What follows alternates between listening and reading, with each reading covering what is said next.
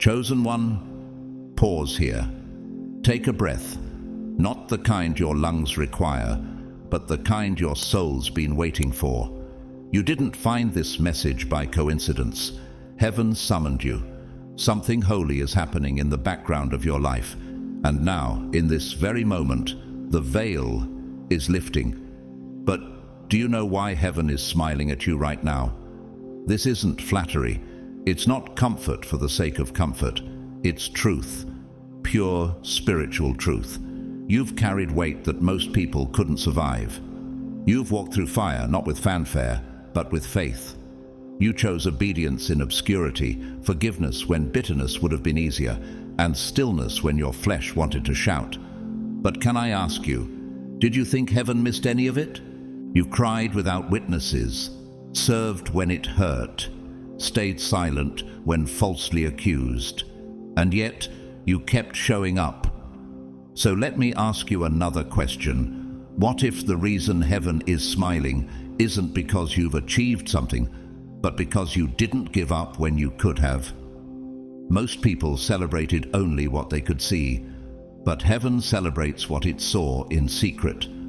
So before we go any deeper, chosen one, if something in your spirit is already stirring, if your heart recognizes this as confirmation, type 777 in the comments right now. That number isn't decorative, it's prophetic, a signal to the spirit that says, yes, I'm aligned. I'm listening. I'm ready. Don't forget to like, share, and subscribe to the Grateful to God channel if this word feels tailor-made for your season. And to every person who's supported through super thanks or silent prayer, thank you. You're not just fueling a message, you're watering seeds in eternity. But chosen one, here's something to think about. Could it be that your hidden endurance has purchased a reward you're only just beginning to unwrap? That while others were building platforms, you were building altars? This isn't just a message to feel better. It's a message to understand why the warfare increased, why the silence stretched long, why certain people couldn't stay. What if heaven's smile is not just about what you've survived, but about who you became in the survival? So let me ask you gently, with full sincerity, are you ready to find out what's been written in heaven about you while the earth was quiet? Because what comes next is not hype, it's revelation, and it's going to explain everything. Stay with me, because in just a moment, we'll uncover 7 divine reasons why heaven is smiling at you right now. And when we're done, you won't just feel seen. You'll know deep in your spirit that you've always been known. God's chosen ones, heaven is smiling at you right now. But do you know why?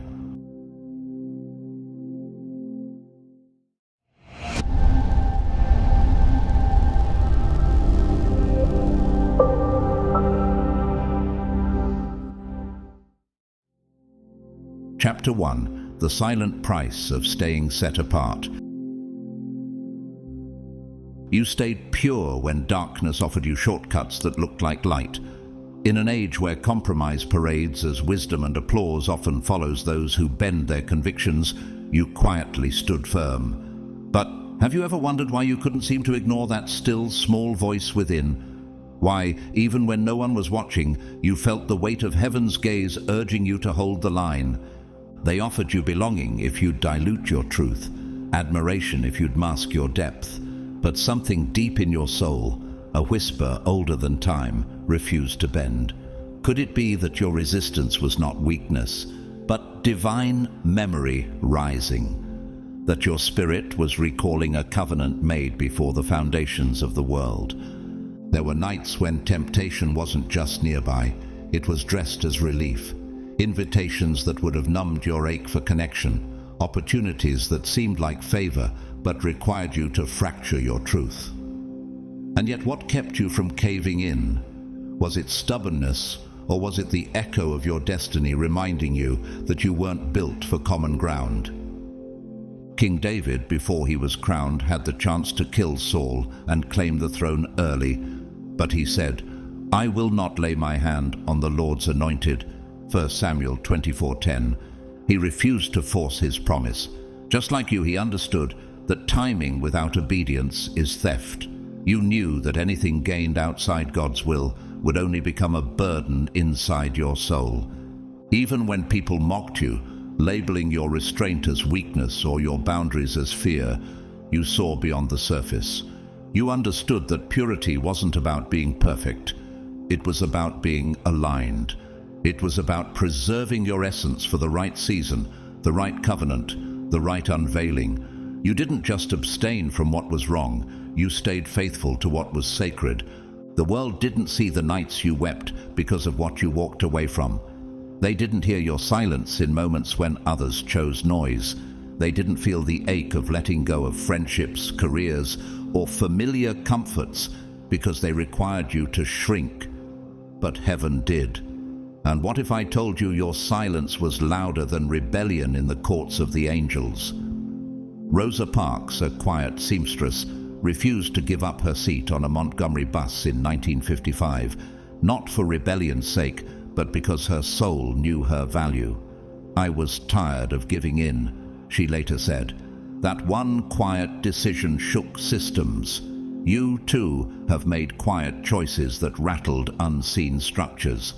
What if the purity you protected wasn't just about you, but about generations watching your lead?" Gabriel, a young man in a tech firm, once declined a lucrative project because it would have required manipulating client data. No one praised him. In fact, he was demoted. But 3 months later, the scheme was exposed, and his record saved the company from collapse. His integrity was costly, but redemptive. And what about the spiritual cost you paid? You didn't just say no to sin. You said yes to the full healing of your mind, your emotional blueprint, your energy, like a glacier that moves slowly but carves entire landscapes. Your quiet devotion has been reshaping spiritual territory. Consider the endurance of an olive tree. It grows in silence, withstands drought, survives fire, and lives hundreds of years. It produces oil only when crushed. You too have endured seasons of isolation and pressure, not to destroy you, but to draw out the anointing buried within. Could it be that heaven is smiling now because your consecration opened a ripple in the spirit that others will one day walk through? Could the prayers you whispered in loneliness be the reason someone else doesn't fall in their weakness? Heaven saw it all. Every sacrifice, every refusal. Every time you said, "This might cost me everything, but I won't trade eternity for comfort." And now comes the moment where the heavens respond, not just to the choices you made, but to the temptations you turned away from. What if your greatest reward isn't tied to what you built, but what you refuse to build without God? Could it be that the power you carry is rooted in restraint rather than performance? You could have chased applause. You could have manipulated moments, forced outcomes, and played the game the world handed you, but you didn't. While others were rehearsing angles, you were surrendering in silence. While they climbed with charm, you went deeper with character. You didn't chase platforms, you chased presence. It was in that invisible place where your prayers had no audience and your sacrifices had no spotlight that something sacred happened. Heaven whispered, "This one can be trusted. Can you see it now? That your isolation wasn't punishment, it was preparation." Joseph spent years in prison for a crime he didn't commit, but Genesis 39:21 says, "But the Lord was with Joseph and showed him steadfast love." That love didn't always look like freedom, but it formed a ruler ready for famine. You too have been molded in hidden seasons, not to impress crowds, but to steward divine responsibility. And now elevation is coming, not because you staged it, but because you submitted to it. You didn't bribe your way forward. You believed. You didn't manipulate outcomes. You mastered obedience. In a culture addicted to influence, you chose intimacy, and God saw it. Dr. Martin Luther King Jr., a man known for his thunderous speeches, once said, "The time is always right to do what is right." He didn't march for glory, he marched for conviction. You may not have led movements in public, but your inner life has echoed righteousness with every private choice you made. Daniela, a schoolteacher in a small town, once turned down a lucrative international position because she discerned the offer came with moral compromises. Her colleagues called her foolish, but 5 years later, the same institution was exposed for abuse and fraud. The life she preserved not only saved her peace, but later positioned her to lead national educational reform. Obedience looks small until history proves its weight. And now, your name is being whispered in rooms you've never entered, because heaven wrote it first on scrolls the world cannot erase. What you refuse to compromise to gain, you will not need to fight to keep. What you covered in consecration, God will crown in public honor. Have you noticed that your blessings are no longer something you have to chase? Could it be because your spirit has already aligned with what's chasing you? The eagle doesn't flap like other birds. It soars on thermals, riding invisible currents others cannot see.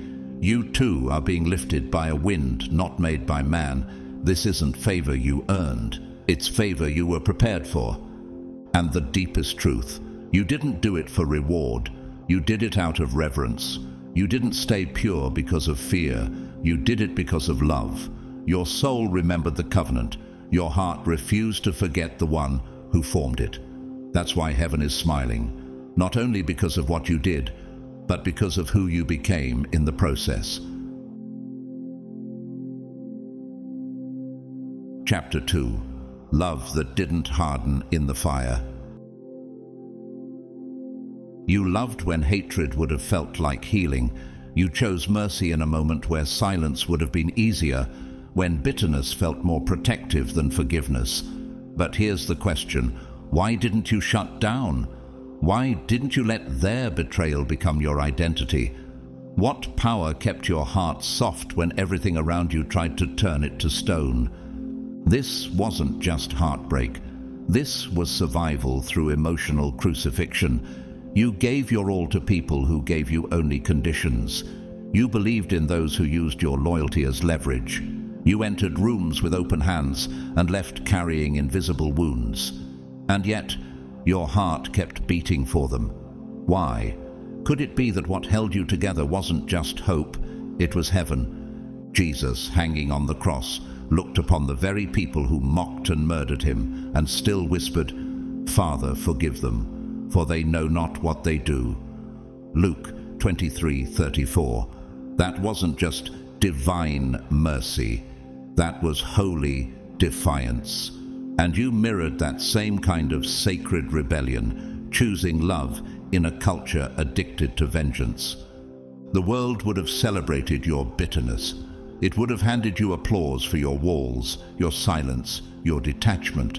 But heaven crowned you with something better: holiness. You didn't choose healing because it was fashionable. You chose it because your soul couldn't breathe under the weight of hate. When the betrayal came, when you were left bleeding without an apology, your first response wasn't revenge, it was reverence. You remembered who you were, even while standing in the ruins of what they broke.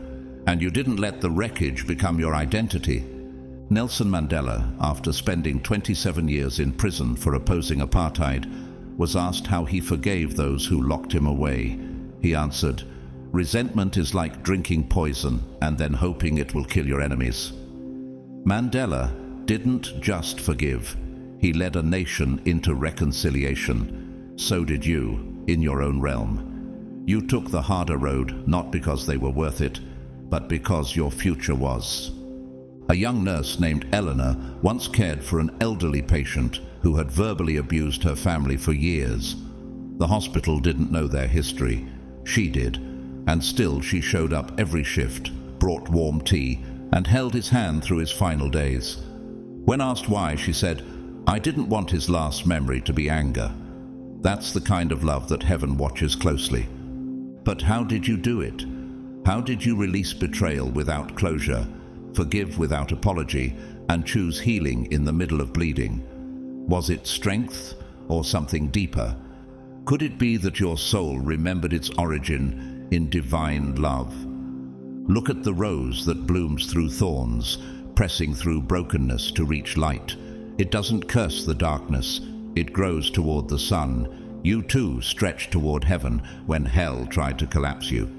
You didn't curse the betrayal, you consecrated it. You let it refine you. Instead of clinging to the right to retaliate, you picked up the call to release. Instead of rehearsing what they did, you retrained your heart to remember who you are. That kind of love isn't human, it's holy. And that's why the fire didn't harden you, it healed you.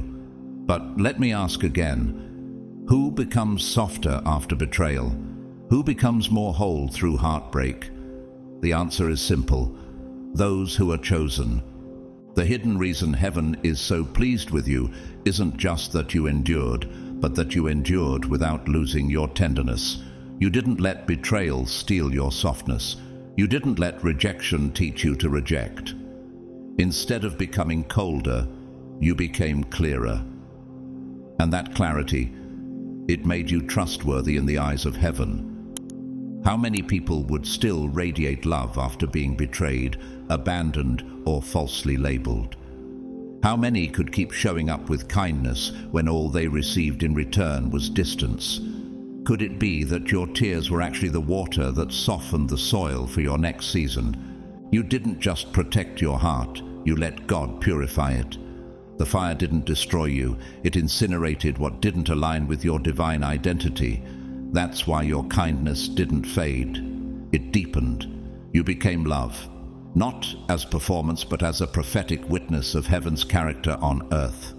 Stephen, the first Christian martyr, was being stoned to death when he looked to heaven and prayed, "Lord, do not hold this sin against them." Acts 7:60.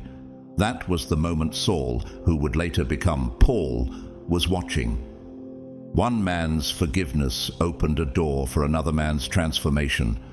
Just like you, your decision not to hate is shifting atmospheres far beyond what you can see. You weren't looking for praise. You weren't trying to prove anything, but isn't it strange how your refusal to retaliate created a ripple of revelation in others?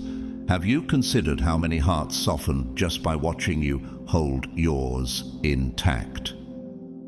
Diana, a corporate executive in Berlin, found out her assistant had been spreading lies to take her position. HR gave her the authority to terminate him immediately, but instead she invited him into her office, told him she knew the truth, and offered to help him find what he was truly passionate about, because clearly he wasn't happy where he was. He left in tears, and 3 months later started a new business focused on mentoring youth. Love didn't just win, it redirected a life. You love from a place not driven by impulse but shaped by intimacy with the Father, and that's why your gentleness carries weight. You don't explode, you expand. You don't fight dirty, you fight in prayer. You don't chase revenge, you birth redemption. Do you realize that every time you chose not to clap back, you were interceding?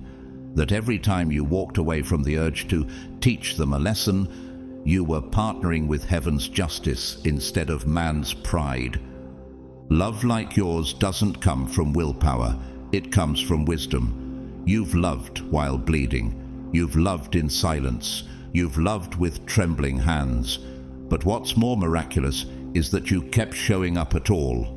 And that's why heaven is moving on your behalf. Saint Teresa of Calcutta, known to the world as Mother Teresa, once said, "Not all of us can do great things, but we can do small things with great love." Your love, chosen one, has looked small to others. Quiet moments, unseen decisions, unspoken grace. But in the spirit, it has shaken hell. Imagine a river carving through a canyon over time. It doesn't roar with force, it wears down stone through constant presence. Your love has shaped spiritual landscapes the same way, gentle, consistent, irresistible. And now, God says, you didn't love because it was required. You loved because you remembered me. And for that, I will reward you publicly. Your next season won't be birthed through battle, but through beauty. Not through vengeance, but through vindication. Heaven has been watching the posture of your heart, not just your prayers. You didn't just endure, you overcame with elegance. You lived what others only post about. You embodied what heaven longs to see. Love, pure and unshakable. And that is why your next chapter will not just be favor, it will be fulfillment. Chapter 3. The unseen tests you passed in silence. You passed the tests you never studied for, never anticipated, never even recognized, until after the fire cooled and the silence echoed. These weren't the kind of trials that announced themselves. They were the ones that slid in quietly, disguised as ordinary disappointments. But what if the storm wasn't your punishment, but your promotion in disguise? You didn't realize it at the time, but each moment you kept your mouth shut, when you had every reason to lash out, was a heavenly exam. Have you ever considered how many times heaven watched while others only judged your reactions on the surface? Could it be that the applause you never received on earth was because God was saving something greater in eternity? Some of the hardest moments you endured were cloaked in betrayal and sealed in silence. There were days when all you had left was the will to keep breathing. And even then, you kept showing up, not with arrogance, but with reverence. Not with perfect answers, but with clean hands. Joseph didn't know that his test began the moment his brothers threw him into the pit.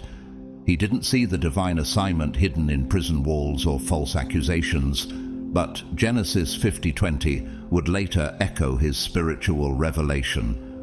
You meant evil against me, but God meant it for good. That same thread of redemption is sown through your life too. Could it be that what broke you privately was building you prophetically? People around you never saw how close you were to quitting. They didn't hear the quiet conversations between your tears and God. They only saw your persistence, but they didn't feel the cost. But heaven felt every heartbeat, every withheld insult, every kind gesture you extended while your soul was barely standing. Dr. Maya Angelou, a poet and prophet in her own right, once said, "I can be changed by what happens to me, but I refuse to be reduced by it." You lived that, not as a quote, but as a posture. You let hardship shape you, but never shrink you.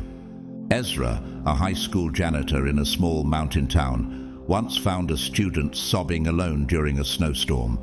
Though his shift was over, he stayed behind and simply sat beside the boy until his parents came. No words, no recognition. But that boy, years later, became the town's mayor and said in a speech, "That night changed me more than any sermon I ever heard."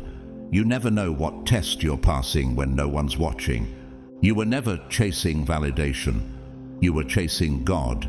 And in the process, you became someone trustworthy, someone pure in intention, someone who understands that divine reward doesn't require public recognition. What if the reason your next breakthrough is so big is because the level of secret obedience you walked in was that deep? A cactus grows silently in the desert, drinking in moonlight and conserving life in dry seasons. Its roots go deep where no one can see, anchoring it through scorching heat and violent winds. You are that cactus, thriving where others expected you to wither. You didn't pass the test because you were perfect. You passed because you stayed pure. You didn't seek revenge. You sought righteousness. You didn't wait to be celebrated. You kept serving without clapping hands. And heaven, quietly but completely, recorded every moment. Now, let me ask this. What would happen if you knew that every silent battle you fought was actually a setup for supernatural reward? Would it change how you view your past pain? Would it help you forgive what didn't make sense at the time? You were being examined, not for performance, but for purity. And you passed, chosen one, with flying colors the world never saw, but heaven never forgot. You didn't pass the test because you felt strong every day, You passed because you stayed faithful every day. Your victories weren't built on pretending, they were anchored in surrender. But let's pause for a moment. What kind of soul keeps saying yes when the world keeps saying quit? What kind of faith stays standing when everything around it keeps falling apart? You weren't trying to look holy. You were fighting to remain honest. You didn't fake composure. You fell and got back up over and over again. Isn't that what real faith looks like? When you refused to perform for approval and instead anchored yourself in presence. Hannah cried bitterly before the Lord, barren and broken, 1 Samuel 1. Yet she kept showing up at the temple, kept praying, kept pouring her heart out even when there was no guarantee. And God not only answered, He honored her vulnerability with legacy. Could your tears have been more prophetic than you realized? Those quiet decisions, to walk away instead of argue, to pray instead of post, to forgive instead of gossip. What if those were the keys unlocking doors in heaven? What if every time you resisted the urge to retaliate, heaven recorded it as triumph? Fred Rogers, the soft-spoken creator of Mr. Rogers' Neighborhood, once said, "There are 3 ways to ultimate success. The first way is to be kind. The second way is to be kind. The third way is to be kind." Behind his gentle presence was a man who endured quiet ridicule and cultural criticism, yet stayed true to his message of peace. Isn't that the kind of strength you've carried too? Gentle, but unshakable. Mina, a single mother working night shifts, once gave her last $20 to a co-worker who had just lost his home. She never told anyone, not even her children. A year later, that same co-worker launched a business and hired her as his director of operations. Quiet sacrifice, divine return. You didn't choose integrity because it was easy. You chose it because your soul couldn't afford to be divided. You didn't sacrifice obedience for optics. You chose what was eternal over what was immediate. Have you realized how much spiritual weight you've carried without collapsing? How many yeses you've given God without applause? How many thresholds you crossed without even knowing it was a test? Daniel didn't pray to be seen. He prayed because he was aligned. And when the lions came, his integrity didn't panic, it prevailed. Daniel 6. Imagine a tree growing through stone. Its roots are slow, patient but persistent. Every crack it finds, it stretches into. Every obstacle becomes a structure it wraps around and transforms. That's what your journey has looked like. Slow, unseen, but undeniably strong. You've built something unshakable because your foundation wasn't popularity. It was purity, not fame, but faithfulness. And that's why what's coming to you won't be fragile. It won't be fleeting. It will be spiritual harvest with eternal fingerprints. So, what if the doors about to open were forged in the fire of every no you whispered to temptation? What if the next level wasn't earned by effort, but released by endurance? What if the miracles forming now were always tied to the seeds you planted while bleeding? Chosen one, you're about to see why it all mattered. The lonely nights, the hidden obedience, the restraint no one clapped for. Because God didn't forget what you did in the dark. And now, heaven is about to spotlight what you carried with sacred silence. Chapter 4. The honor in obeying without full explanation. You listened when God didn't shout. You moved when heaven only whispered. You obeyed not because everything was clear, but because your soul was conditioned to trust beyond reason. But what kind of person responds to divine instruction without full explanation? What kind of spirit surrenders when every natural instinct demands proof? Obedience is easy when the path is well lit, when outcomes are obvious, when the plan makes sense. But you, chosen one, you followed the faint trail of God's breath in the dark. Have you ever wondered why your spirit couldn't stay still in places that seemed fine to everyone else? Why your peace left the moment you overstayed a conversation, a relationship, a room. God didn't hand you a roadmap. He handed you a compass, and all it pointed to was, "Follow me." Like Abraham, who was called to leave his country, his people, his father's household, and go to the land I will show you. Genesis 12:1. He obeyed without knowing the coordinates, and so did you. Because something in your soul recognized the voice of your Creator, even when his instructions felt incomplete. You didn't just act out of emotion, you responded from discernment. You walked away from things that made sense to the mind because they no longer had God's presence stamped on them. Could it be that your willingness to release what was almost right made room for what was divinely appointed? Prophet Elijah didn't hear God in the earthquake, nor in the fire, but in the still small voice. 1 Kings 19:12. The whisper that wouldn't make headlines, the frequency only the faithful recognize. That's the frequency your heart has been tuned to. While others were scrolling, you were still listening. The late John Lewis, American civil rights icon, once said, "You must be bold, brave, and courageous, and find a way to get in the way." He listened to a moral conviction others tried to silence. You too got in the way. Not by protesting in the streets, but by resisting the pull of the crowd when God whispered, "Leave." Your boldness was internal. Your courage was invisible, but heaven saw it.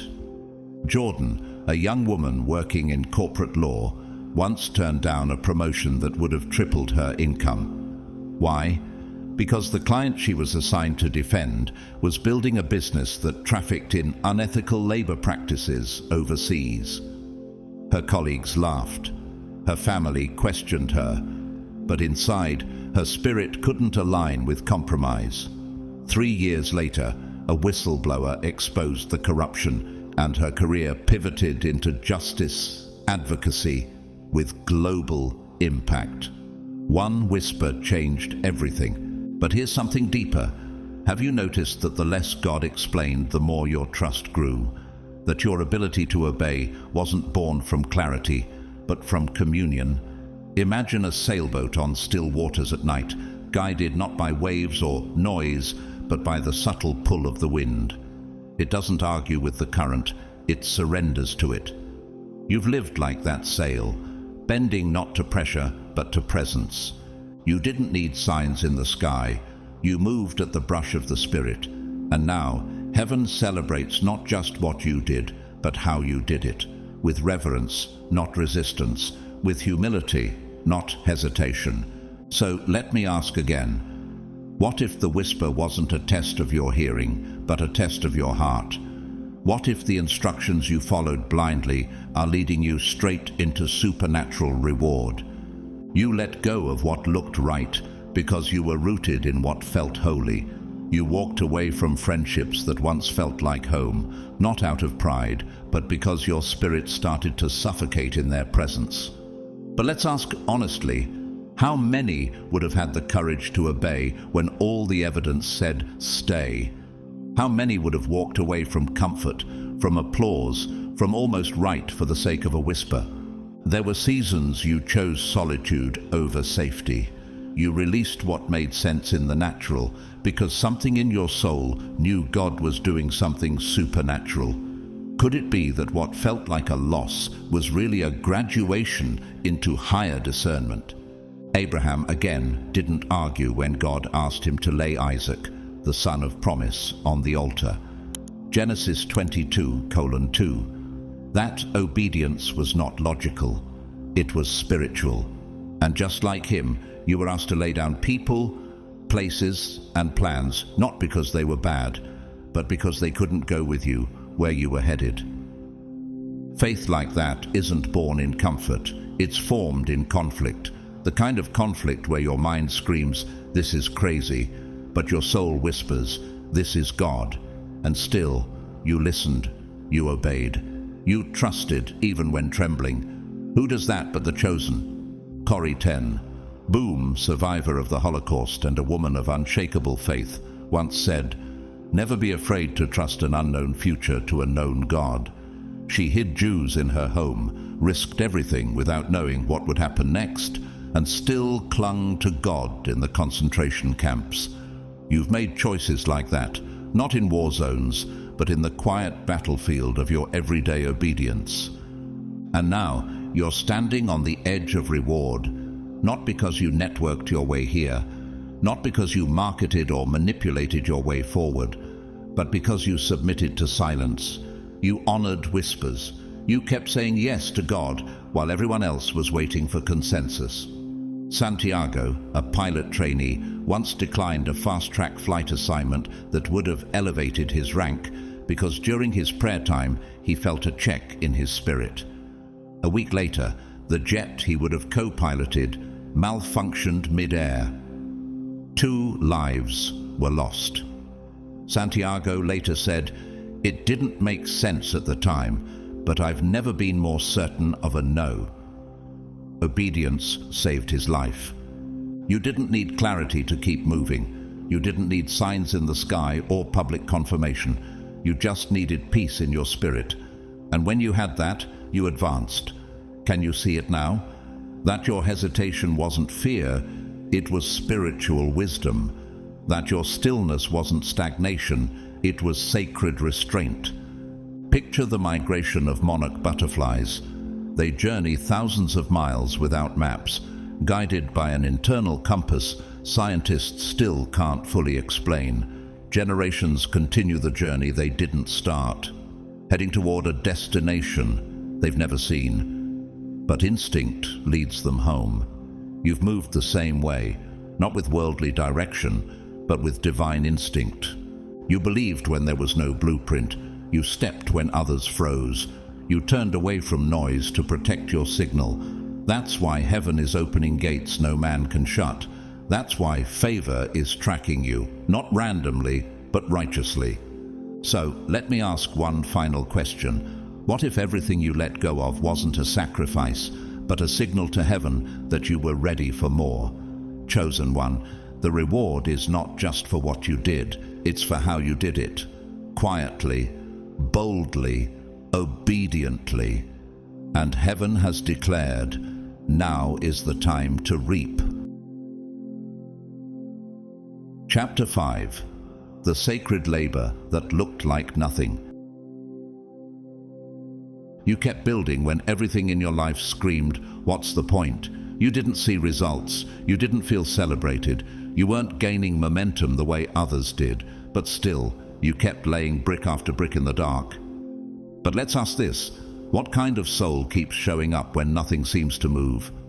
What kind of spirit keeps giving when every return feels delayed? You had every reason to quit. No spotlight, no recognition, no instant confirmation. People around you were chasing trends and getting results, but you were obeying instruction and reaping silence. Could it be that what looked like delay was actually divine preparation? Noah built the ark for years without a single drop of rain. The world laughed. No one believed. And yet Noah did everything just as God commanded him. Genesis 6:22. His obedience looked ridiculous until the flood made sense of the blueprint. You've carried the same kind of faith, the kind that builds under ridicule, the kind that keeps hammering when the sky is still clear. You kept designing when no one noticed, kept writing when no one read, kept praying when no one joined, kept pouring when you were running on spiritual fumes. What if your silence wasn't abandonment, but refinement? What if your slow season wasn't failure, but formation? David wasn't anointed in the palace. He was called while tending sheep. No audience, no platform, just a heart in rhythm with heaven. That same rhythm kept beating in you, even when no one clapped. You didn't just keep moving, you kept believing. And belief without visible fruit, that's a test only the faithful pass. Angela Duckworth, a psychologist and best-selling author, once said, "Grit is passion and perseverance for long-term goals." She spent years studying how unseen consistency, not flashy talent, predicts long-term success. You've been walking in holy grit, not worldly hustle, but spiritual endurance. Samuel, a high school dropout in a small rural town, spent 12 years building a free literacy center using salvaged wood and books from garage sales. For the first 5 years, not a single child came. His neighbors thought he was delusional, but he kept building. By year 6, a busload of children showed up. Today, that center partners with national non-profits. No applause in the beginning, but legacy in the making. But here's a question. What if the very thing that felt pointless was actually prophetic? What if your effort wasn't empty, it was sacred? Could it be that your consistency was writing a spiritual blueprint heaven is now unfolding? Think of the slow formation of pearls. A grain of sand irritates the oyster, and in response the oyster covers it, layer by layer, patiently, silently, until beauty is formed in secret. You've been doing the same. Covering what's painful with prayer, covering what's small with faith, covering what's misunderstood with obedience. You weren't performing, you were planting, and heaven saw every act, every tear, every decision to stay faithful when results felt invisible. You weren't just building a career or a brand. You were building an altar, stone by stone, offering your effort as worship. So now let me ask, what if God was never measuring your results, but your resilience? What if what felt like wasted effort was the exact sacrifice heaven required to release your harvest? You see, chosen one, you weren't just building a brand, a channel, or a dream. You were building obedience. You were laying a foundation that had nothing to do with fame and everything to do with faith. But let's ask what few dare to ask. What if the entire purpose of your assignment was never visibility, but trustworthiness? What if the process was heaven's way of proving your readiness? You weren't just fighting against fatigue, you were fighting against obscurity, and even in the unseen, you didn't fold. You didn't let the silence convince you it wasn't working. You didn't let the metrics redefine your value. While others craved algorithms, you craved alignment. Gideon was called to battle with thousands, but God kept reducing his army until only 300 remained. Why? So that victory wouldn't be mistaken as man-made. Judges 7. You've been walking that same narrowing path, not for punishment, but for proof. God's been setting the stage for something only He can get credit for. Even when others walked away, you stayed anchored. Even when the feedback stopped coming, your output didn't. Could it be that the delay wasn't denial, but divine choreography? That your hidden work was actually the molding of your mantle? Prophet Jeremiah was told to speak to a nation that wouldn't listen, and still he declared God's word faithfully. Jeremiah 7. There are people right now who don't yet realize that your voice, your project, your offering, it was never about volume. It was about vibration, about echoing something eternal, even when the room looked empty. Dr. Seuss, beloved children's author, had his first book rejected by 27 publishers before one said yes. He once said, "Sometimes the questions are complicated and the answers are simple." You didn't stop at rejection. You kept showing up. And that's the kind of quiet power the world misunderstands, but heaven rewards. Alejandro, a quiet sculptor in a coastal town, spent 14 years carving a massive statue of a kneeling angel out of a single stone behind his home. No gallery, no visitors, just hands, tools, and daily surrender. When a storm hit the region, destroying every landmark in the area, his angel remained untouched, becoming a symbol of resilience covered by news outlets globally. He never built for fame, but obedience drew the world. So here's the question. What if the thing you built in silence is about to speak louder than anything you could have marketed? What if your hidden harvest is already moving underground, preparing to erupt in a divine unveiling? Picture bamboo. For 5 years it grows almost entirely beneath the soil, unseen. Then suddenly, in the 6th year, it can shoot up over 90 feet in just 6 weeks. Were those 5 years wasted, or were they preparation? You too have been growing down before you rise up. Your reward, chosen one, won't just arrive. It will erupt, not as hype, but as holy validation. Not to prove your worth, but to display God's fingerprint on what you built when no one clapped. Your labor was never in vain. It was layered in eternity. So now, receive this truth. What you did in the dark wasn't just noticed, it was necessary. What you built when tired wasn't weak, it was worship. And the fruit that's coming won't just sustain you, it will astonish those who thought you were wasting your time. You didn't give up, and that by itself is the proof. You were never building for man's glory. You were always building for heaven's smile. Chapter 6. The healing before the holding. You let God break you before you tried to build others. You let him purify you before you ever tried to pour. In a generation obsessed with being heard, you chose first to be healed. And that decision, the one no one clapped for, is the one that caused heaven to stand to its feet. But can we be honest? What kind of person delays their platform to pursue their private healing? What kind of soul willingly sits in silence while others rush to speak? Could it be that you knew something the world forgot? That power without purity is poison? While others ran toward pulpits, you ran toward the altar. While some wanted to be seen, you asked to be searched. Your request wasn't, "Use me," but "Heal me." And heaven heard that prayer loudest of all. King David, after being confronted by Nathan about his sin, didn't defend himself. He cried out in Psalm 51, verse 10, "Create in me a clean heart, O God, and renew a right spirit within me." That was not just repentance, it was reformation. And you, like David, didn't beg for your reputation. You pleaded for restoration. You didn't try to offer wisdom through a wounded lens. You refused to bleed on people you were called to bless. That's not weakness, it's maturity. What if the wilderness you walked through wasn't punishment but preparation? What if the silence wasn't rejection but refinement? Esther didn't speak for her people immediately. She went through 12 months of preparation before ever approaching the king.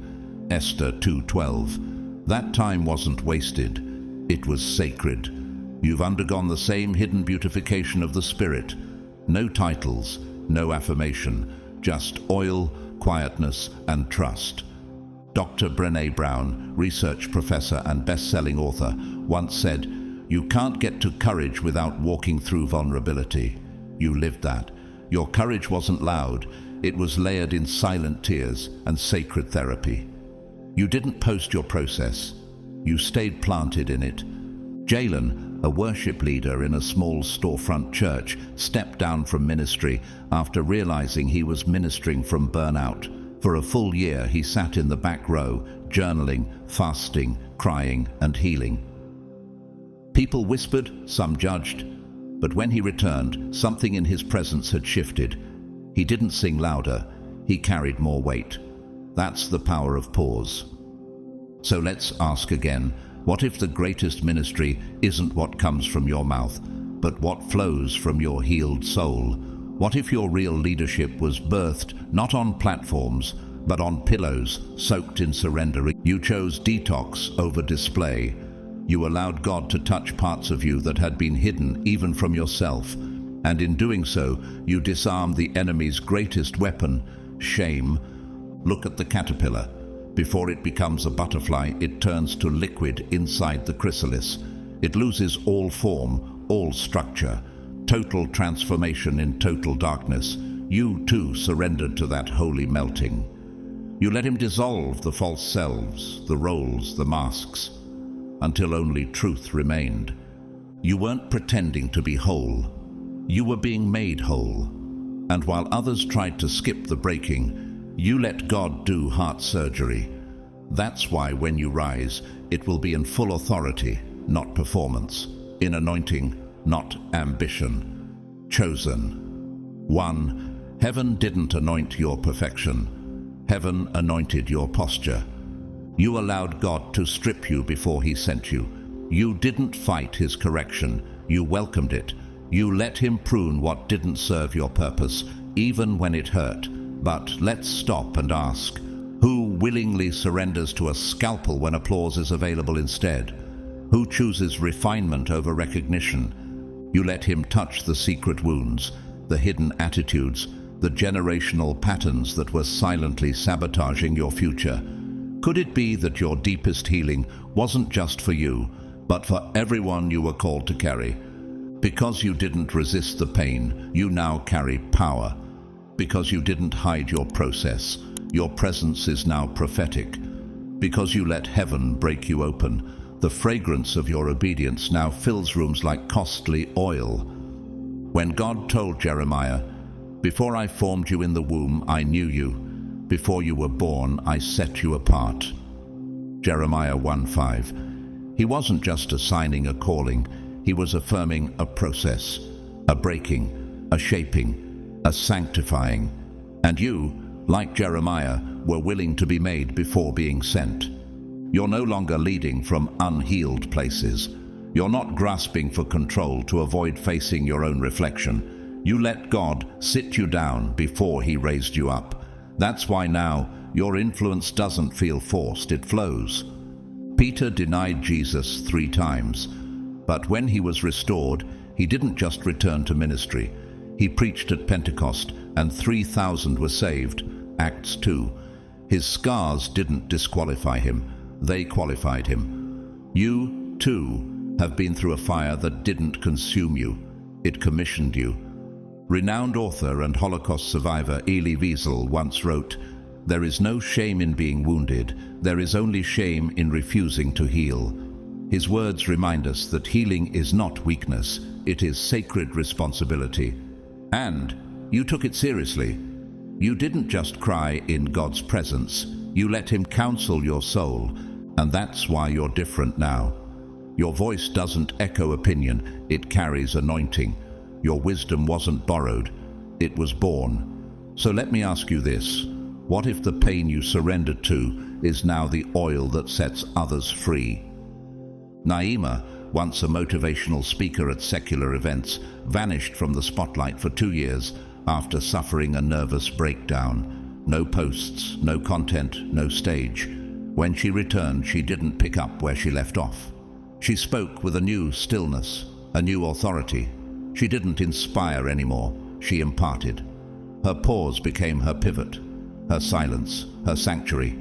And now you're entering the same realm, not of surface-level impact, but deep inner reformation for others. What you once endured privately, you're about to redeem publicly. You became the clay that stayed on the wheel when others jumped off. You let the potter press, reshape, refine, and now you've become a vessel fit for noble use. 2 Timothy 2:21. You're not just filled, you're poured out. Imagine volcanic soil formed from fiery eruptions layered in ash and destruction. And yet, that same soil becomes the most fertile ground on earth, producing rare wines and resilient crops. Your past was not barren, it was volcanic. And now, what once looked like ruin is releasing harvest. So I'll ask you this final question. What if your greatest power was never in your voice, but in your vulnerability?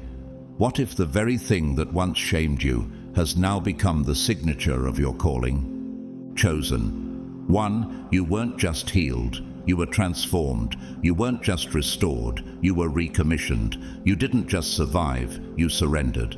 And now, because of that, you're about to carry something the world cannot replicate. Glory that flows from a soul that was first crushed, then called. Chapter 7. Becoming the original heaven designed. You became who God intended, not the edited version the world tried to manufacture. And that may be the most radical, sacred decision you've ever made. You stopped trying to shrink your voice to fit inside someone else's insecurity. You stopped shaving off the sharpness of your truth just to avoid tension. But ask yourself this, who are you really when you're no longer performing for approval?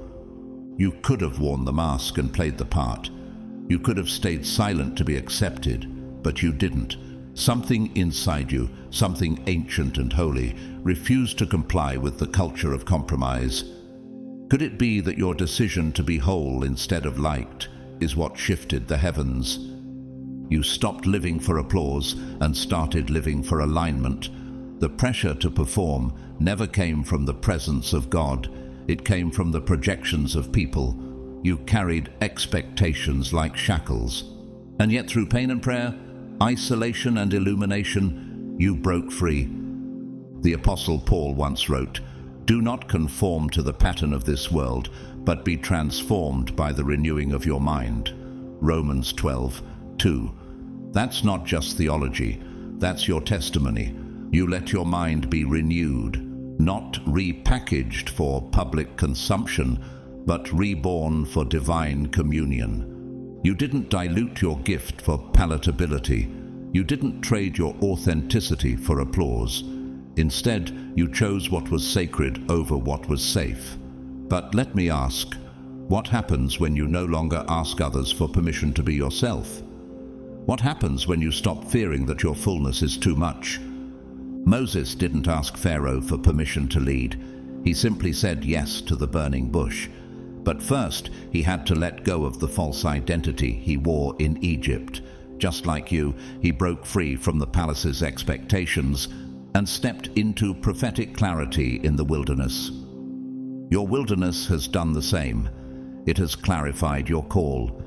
You abandoned the role they cast you in and stepped fully into the one heaven wrote for you. You didn't just reject the labels. They stopped sticking altogether. What if heaven is pleased not because you became perfect, but because you finally became honest? Renowned dancer and choreographer Alvin Ailey once said, "To be who you are and become what you are capable of is the only goal worth living for." As a black man building a global dance legacy during segregation, his identity defied cultural containment. Your life is echoing the same resistance, refusing to fit where you were never formed. Lena, a marketing director in a major fashion house, declined a 7-figure creative deal because they wanted her to tone down her personal voice to match brand neutrality. She walked away, started her own agency, and ended up being courted by the very brands who once silenced her. It wasn't arrogance, it was alignment. And now you're walking in that same defiant peace. You no longer need to be manageable. You no longer tone yourself down for the comfort of those addicted to lukewarm. You're not loud for attention, you're luminous with truth. Think of a wildflower in the middle of concrete. No gardener planned it, no system approved it, but still it blooms. You too have bloomed beyond boundaries, and that bloom isn't rebellion, it's remembrance. It's evidence of who you've always been underneath the dust of other people's definitions. So now, let me ask one more thing. What if your boldness isn't pride, but prophecy in motion? Chosen one, what you've stepped into is rare air. Most never arrive here, not because they weren't called, but because they feared the cost of authenticity. Have you noticed how many people settle for versions of themselves that win applause but lose identity? How many trade purpose for popularity, alignment for acceptance? But not you. You let yourself be pruned, peeled, and pressed just to walk in truth. You didn't cling to comfort when your calling demanded courage. You didn't ask the world for permission to rise. Could it be that the misunderstanding, the isolation, the rejection weren't punishments, but proof that you were peeling away everything that wasn't you? Jesus said, "Blessed are you when people insult you, persecute you, and falsely say all kinds of evil against you because of me." Matthew 5:11. That kind of blessing doesn't come with popularity. It comes with purity. You've endured false assumptions not because you were in the wrong, but because you were walking in the right frequency. You tapped into the sound heaven responds to, authenticity birthed in fire. You stopped echoing others and became a frequency of your own. And now, doors don't just open because you knocked. They open because your presence carries the authority of heaven. But how did you get here? How did you become this version of you? Could it be that your greatest transformation happened the moment you no longer needed to explain yourself to people who never understood the assignment on your life? Joseph wore a coat of favor long before Pharaoh gave him a robe of rulership. But first, he had to be thrown into a pit, sold into slavery, lied on in Potiphar's house, and forgotten in prison. His elevation didn't come through effort. It came through endurance. Genesis 41. You've walked through that same process, not just to rise, but to be real. Not just to be gifted, but to be grounded. The world sees your glow now, but heaven saw the grave you came out of. You died to versions of you that were never divine. Actress Viola Davis once said, "The privilege of a lifetime is being who you are." That statement cost her years of fighting against stereotypes, cultural pressure, and typecasting. But she didn't bend. She became, and so did you. Not polished for public taste, but purified by private fire. Miles, a visual artist once mocked for painting emotions instead of trends, was offered millions to mass produce for a commercial brand. He refused. Instead, he poured his trauma onto canvas in his own time, in his own tone. His first public gallery, held in a warehouse, was visited by a single person, an art collector who purchased his entire collection. His authenticity became his breakthrough. You didn't chase image, you became essence. You didn't sculpt a persona, you remembered your soul. And now, heaven is announcing you. Like lightning splitting the night sky, you are unignorable now. You've stepped into your shape, you've embodied your assignment, you've become a living signal that can't be dimmed. Imagine an iceberg. What's visible above the surface is only a fraction of its true mass. Beneath the waterline, legacy is forming. Stability is hidden. You've lived below the surface for years, building roots, bearing weight, carrying spiritual mass. Now, what's rising is simply a glimpse of what has always been present. So, let me ask, what if your rise isn't new? What if it's just the public unveiling of what heaven finished long ago? Chosen one, this is why favor is falling, why barriers are breaking, why elevation feels effortless. Because when you align with heaven's version of you, you activate realms of grace that no man can block. You've become the answer to generations of silence, the fulfillment of prayers you didn't even pray, the manifestation of glory wrapped in skin. You are no longer becoming, you have become. And that right there is why even hell is trembling, and why heaven is rejoicing. Chosen one, as we look back on everything heaven has walked you through, it's clear now. You were never being punished. You were being positioned. Each chapter wasn't just a teaching. It was a mirror, a confirmation, a sacred unveiling of who you truly are and who you've become.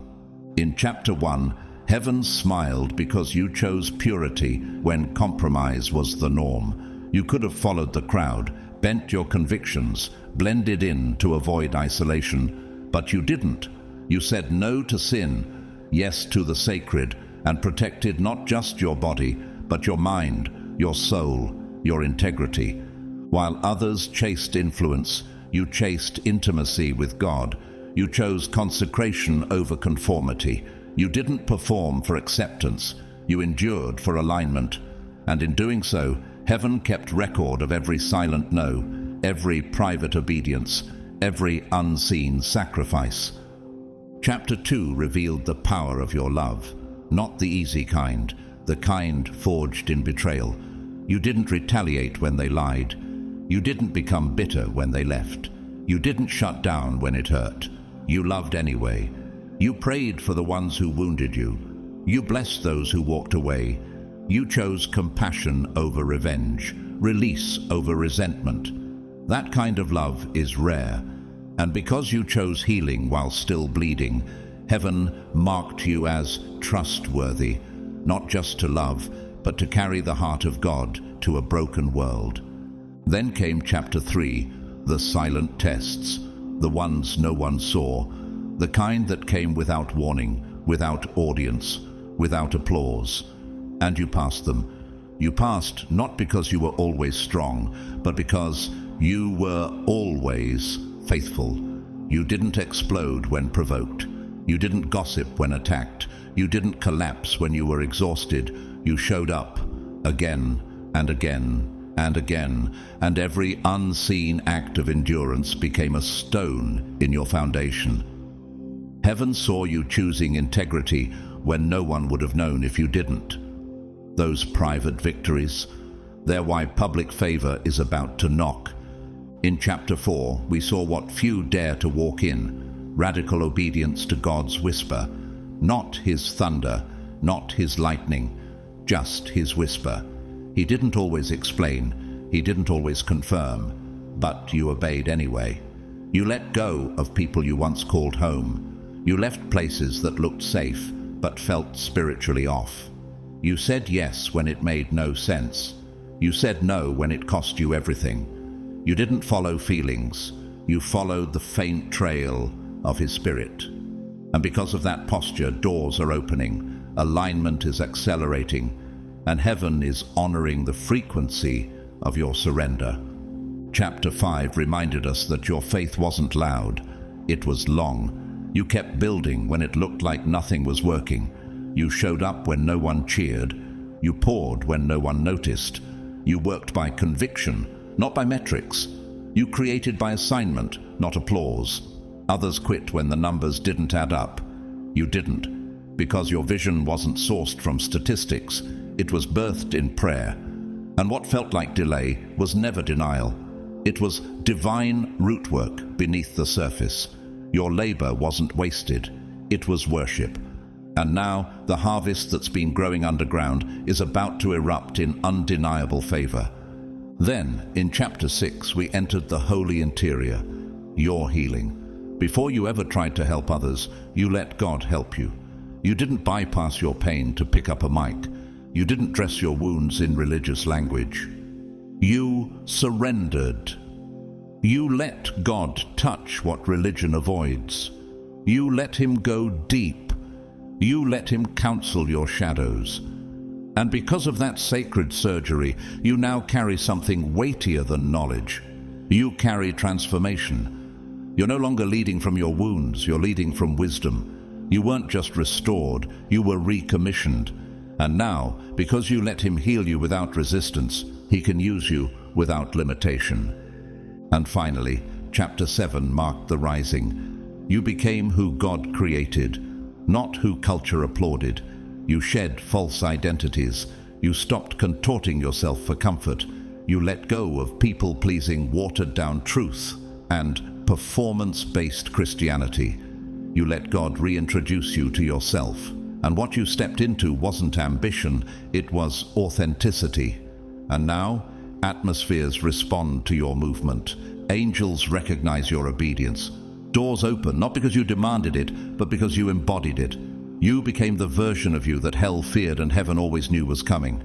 You stopped chasing platforms, and heaven gave you power.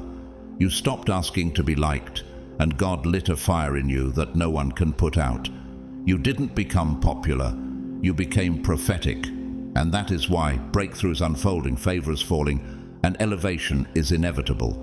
Because when you finally become the version of yourself that God whispered into the earth before you were born, without apology, without dilution, without delay, you activate a realm of grace that no man can fabricate and no devil can stop. Chosen one, if your spirit is still burning from everything you've just received, it's because heaven has been speaking directly to you. This wasn't just a message, it was a mirror, a spiritual unveiling, a divine confirmation that everything you've walked through wasn't wasted.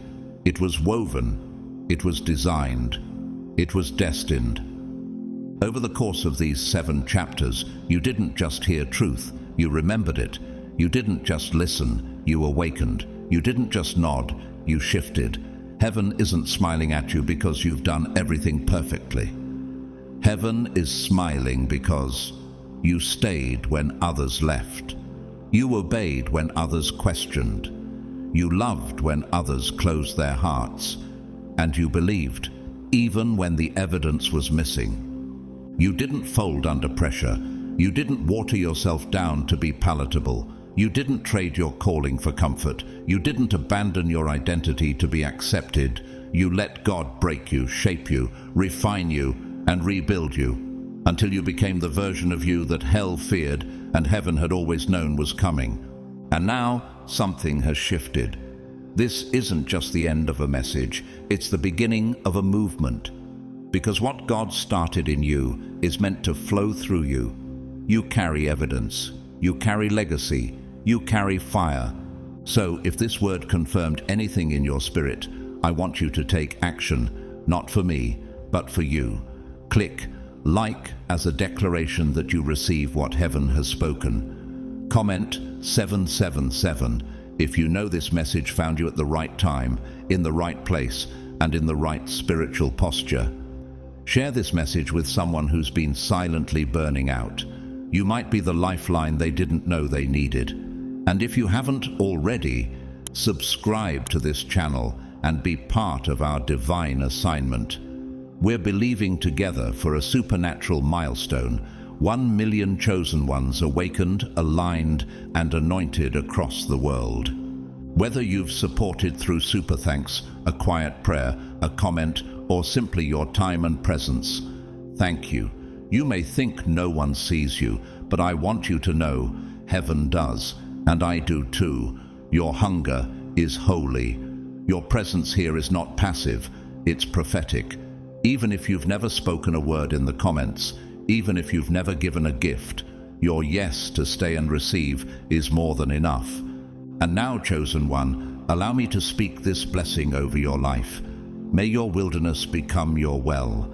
May your delay become your launch pad. May the crushing become your commissioning. May your tears become oil. May your silence become strategy. And may your story become someone else's deliverance. You are not behind, you are hidden for divine timing. You are not disqualified, you are distilled for divine purpose. And you are not overlooked, you are observed, backed, and sealed by the Most High. Walk boldly now, not with arrogance but with assurance, not in fear but in fire, because what you carry can't be cancelled, what you've become can't be copied. What's coming next can't be calculated. You are no longer becoming, you have become. And that, chosen one, is why favor is falling, breakthrough is unfolding, and elevation is inevitable. Heaven isn't just smiling at you, heaven is moving through you. So stay in position, stay rooted, stay burning, and let the world see what heaven has always known. You were the answer all along.